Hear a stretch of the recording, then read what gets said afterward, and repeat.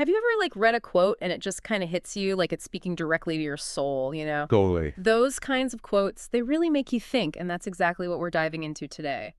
The world of Rumi. Oh, Rumi's the best. His words are just powerful, Yeah. timeless. Absolutely. His quotes about love and longing, they're everywhere these days, and for good reason. Right. They're so relatable. But what's really fascinating is that there's so much more to Rumi than those Instagram-worthy quotes. Oh, yeah. Way more.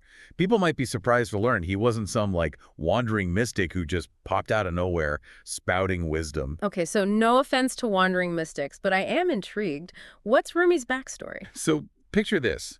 It's the year 1207, present-day Afghanistan. Rumi's born into this family of, get this, scholars. Oh, wait, scholars? Like academics? Yeah, generations of them. This guy was practically born with a book in his hand. It was, expected. Okay, so not exactly the wandering mystic vibe I had in my head, more like the original bookworm. Yeah, kind of. He was super respected, a scholar through and through. But then everything changed. Uh-oh, I knew there had to be a plot twist. This is where things get good. Right, 1244 marked the year. Rumi meets this wandering mystic named Shams of Tabriz, and their connection was intense. Intense how? Like they started a band, created a new philosophical movement. Think more like a soul connection that rocked Rumi's world. It was transformative, but also shrouded in mystery. Oh, I love a good mystery. Tell me more. Well, we don't know all the details, but the relationship was, well, tumultuous, to say the least. Tumultuous is a good word. So, was it a friendship? A mentorship? Give me the details. It was definitely life-altering for Rumi. That much we know. And tragically, it ended with Shams disappearing, vanished. Some even say he was murdered, potentially by Rumi's own disciples who were jealous. Whoa, hold up. Murder, mystery, intense connection, jealous disciples. This is some serious drama. But how does this connect back to the poetry that we know and love? The stuff about love and longing. That's the thing. Rumi's most famous poems, the ones that still resonate so deeply today, they poured out of him after Shams disappeared. It was like his grief, his yearning, became the foundation for this incredible art. Wow. So, in a way, we're experiencing Rumi's heart breaking through his poetry. Exactly. His pain became this incredible gift to the world. And through it all, he explored this really powerful idea of love, what he called ishq hakiki. Okay, so we got to unpack that. Ishq hakiki. It sounds intense already. What does it actually mean? Ishq hakiki. It translates to divine love, but even that doesn't quite do it justice. All right, so bigger than just divine love. I'm ready. Lay it on me. For Rumi, love wasn't just some fleeting feeling, hearts and flowers. Yeah. He saw it as the very life force of the universe, the energy driving absolutely everything. Whoa. Okay, love is a force of nature. I kind of get it, but I also kind of don't. Can you give me an example? Imagine a moth, totally captivated by a flame. It's risky, it's intense, but the moth is drawn to it no matter what. Rumi uses that image a lot to describe ishq, this all-consuming love that's bigger than just us. The moth and the flame. That's such a powerful image. Okay, so this ishq hakiki, it's a yearning for something more, something bigger than ourselves. I can definitely relate to that. And for Rumi, that yearning, that was the soul's way of trying to find its way back to its source, to the divine. That feeling we get sometimes, like there's something missing. Rumi would say, that's your soul talking. Almost like a feeling of homesickness, but you don't know where home is. Exactly. That's it. And Rumi's poetry, it's like a guidebook to help us navigate that feeling, that yearning. It's about actively seeking that connection, not just waiting around for it. So this isn't about sitting on a mountaintop, meditating, waiting for enlightenment. Nope. Rumi believed it was about an active journey, both internal and external, with our hearts and our minds. And to help us understand that journey, he talked about these two really important concepts, fana and baka. Fana and baka? Sounds intense, I'm not gonna lie. Are these secret passwords on the spiritual journey? Not passwords, but definitely key concepts. And don't worry, they're not as complicated as they sound. All right, I'm ready to have these concepts demystified. Lead the way. What is fana? Fana. It's kind of like hitting the reset button, Imagine letting go of all those things that weigh us down.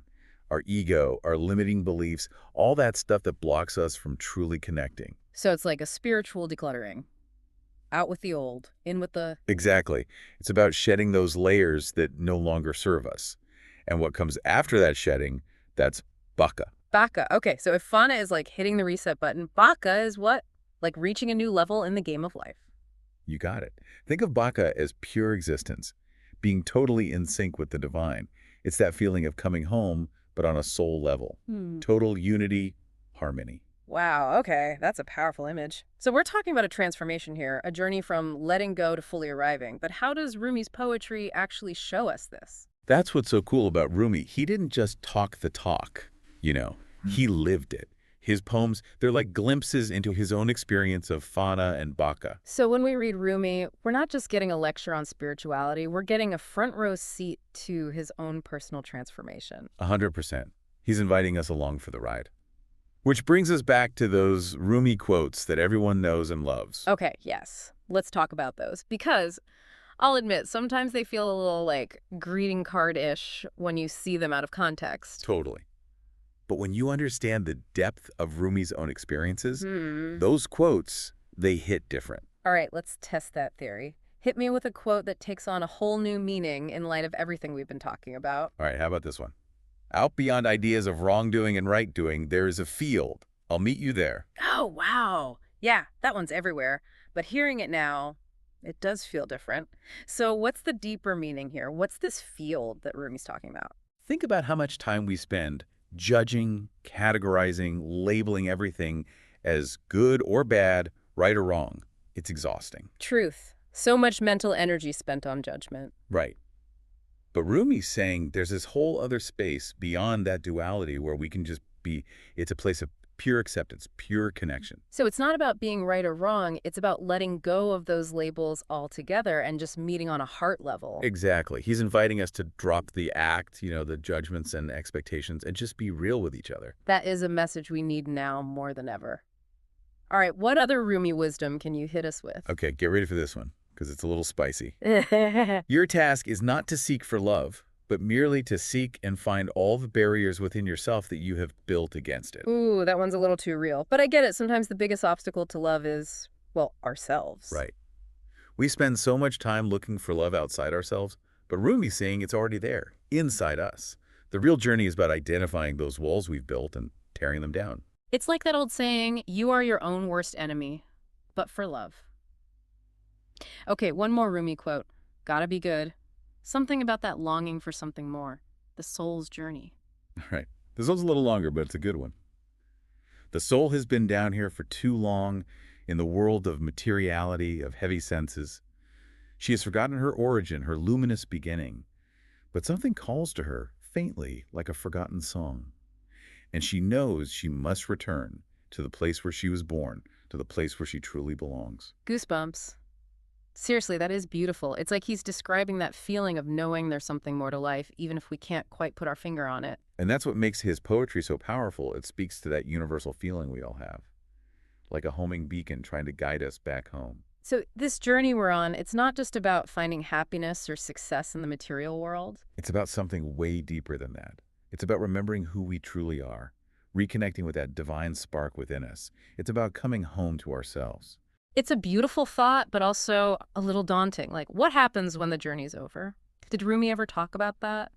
The legacy we leave behind. It's like, we talk about leaving a legacy, but what does that even mean when it comes to something as, I don't know, as vast as the soul? Did Rumi have any thoughts on that?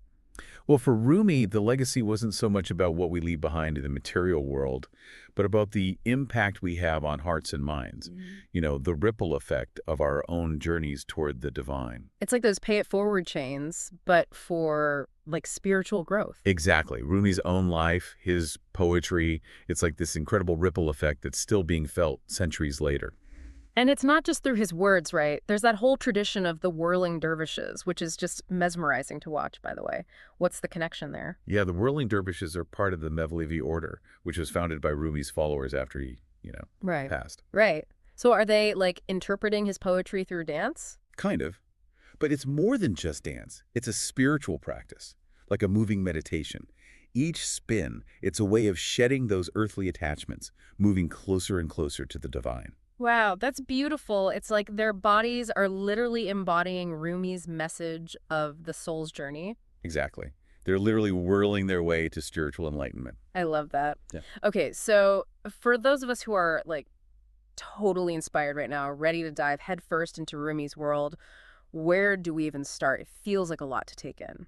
Well, the good news is you don't have to be a scholar or a Sufi mystic to connect with Rumi's work.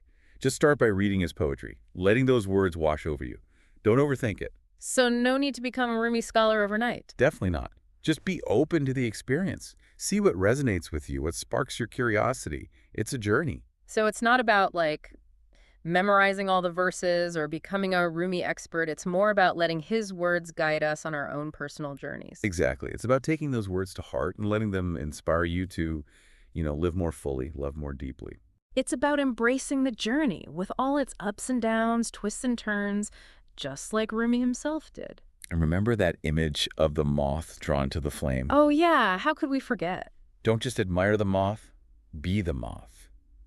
Embrace the unknown, take risks, and don't be afraid to burn a little along the way. Because sometimes the most beautiful transformations happen in the fire. Well, on that note, I think we've reached the end of our deep dive with Rumi, but this is just the beginning, right? Absolutely. This is your journey now. So to everyone listening, keep exploring, keep questioning, and keep that Rumi wisdom close to your heart. We'll see you on the next deep dive.